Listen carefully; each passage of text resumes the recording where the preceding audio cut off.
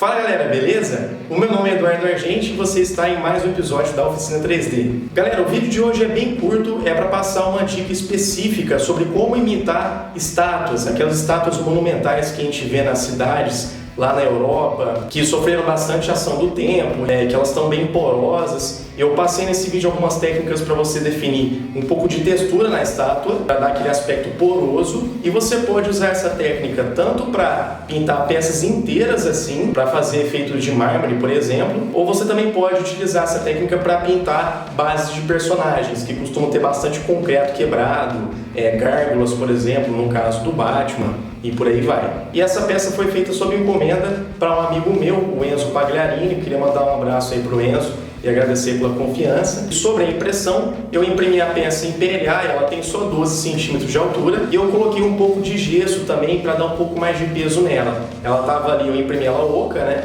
Ela estava ali com uns 40 gramas de peso, e com o gesso aumentou para 100. Aí já ficou com uma qualidade um pouquinho melhor, para deixar parado na estante e não acontecer de cair, por exemplo, ficou mais robusta, né? E a impressão eu realizei na CR10S. Essa impressora eu adquiri com o pessoal da Slim 3D, que são os parceiros aqui do canal. E se você quiser adquirir a sua impressora e está procurando por modelos de alta confiabilidade, visita o site da Slim 3D, que eu garanto que você vai gostar bastante. Você também pode adquirir filamentos lá. Essa mesma peça que eu fiz, eu imprimi no PLA cinza da Slim 3D, que ficou show, um acabamento muito legal. E é isso aí, eu queria agradecer a Slim 3D por estar patrocinando esse vídeo. E a gente já falou de qualidade para imprimir 3D, vamos falar de qualidade para pintar as peças agora. Se você pinta com aerógrafo, você provavelmente utiliza ou já utilizou as tintas acrílicas à base de água, diluídas em bastante água, né, ou água destilada ou vidrex. A pintura até que fica interessante, mas isso não é o mais recomendado. No meu caso, por exemplo, eu estava tendo muito problema com o aerógrafo entupindo, não deixando diluída demais para não quebrar a tinta, né? Mas por mais que eu diluísse ela certo, eu não conseguia pintar apropriadamente. De 5 em 5 minutos o bico entupia.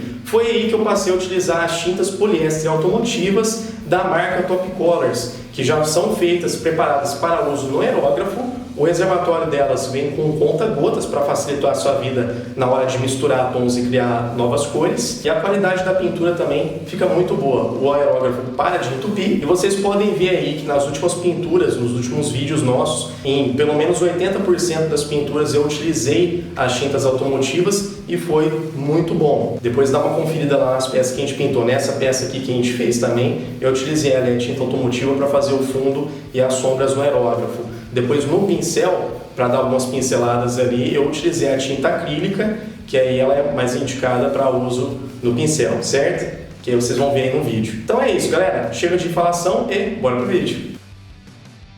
Eu dei um acabamento na peça com camadas de massa rápida, primer e lixas entre elas. Eu deixei alguns lugares mais grosseiros de propósito para manter um aspecto de estátua mesmo. Para a pintura da base e sombras, eu usei o aerógrafo com as tintas poliéster cinza, verde, branco e preto.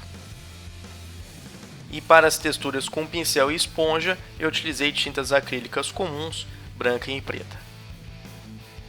Eu pinguei algumas gotas de verde e preto no cinza para poder obter um cinza levemente esverdeado.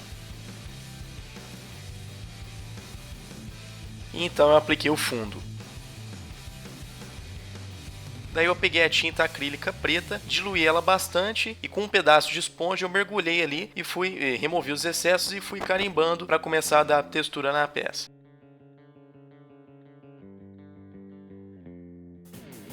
E eu fiz o mesmo com a tinta acrílica branca, também bastante diluída. Se você exagerar, é só ir tocando com a esponja até ela remover o excesso. Depois eu voltei com a tinta preta diluída, molhei bastante a ponta do pincel e fui fazendo esse movimento para fazer alguns respingos maiores na peça. Tente fazer eles mais de frente, não na diagonal igual eu fiz, porque senão eles vão parecer mais riscados. O mesmo procedimento com a tinta branca.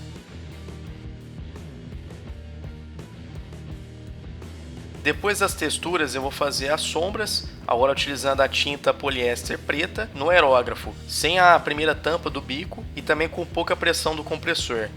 Nessa parte eu fiz com bastante paciência, ali começando com sombras mais suaves, de pouco em pouco, dependendo ali se é uma parte que está muito para dentro da peça, se é muito profunda ou se é algo mais ressaltado. Você vai controlando a sombra dessa forma. Dry brush com tinta acrílica branca, ela não precisa estar bem diluída, você só tem que garantir que o pincel está sem excesso, com pouquíssima tinta nas cerdas. Eu uso o dry brush também para conferir mais detalhes à base e realçar quinas.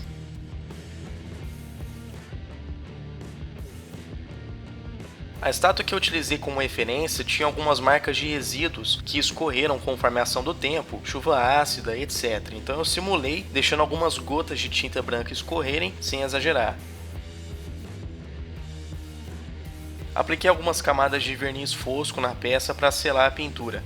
Comece aplicando o spray fora da peça e termine o jato fora dela também, para não acontecer de jogar impurezas assim que você começar a aplicar e nem aglutinar o material na superfície na hora que você para de aplicar.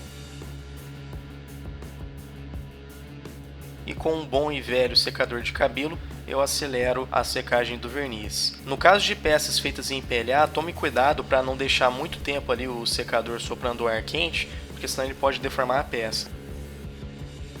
E para dar um detalhe a mais, eu resolvi mascarar a cabeça da estátua e passar um verniz semi-brilho na base, para ter um acabamento diferente ali.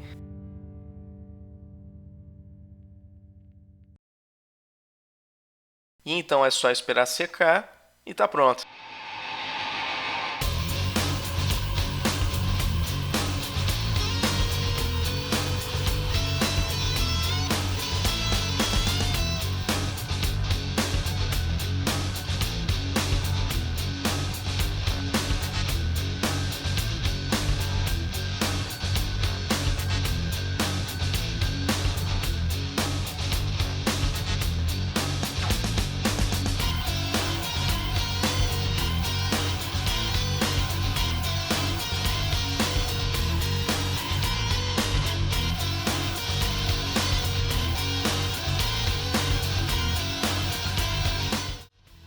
E aí galera, o que acharam da peça? Se você curtiu, não esqueça de deixar o seu like e compartilhar com seus amigos. A Oficina 3D também está nas redes sociais, no Facebook e no Instagram. E é isso aí, vamos encerrando por aqui. Muito obrigado por terem assistido e até mais!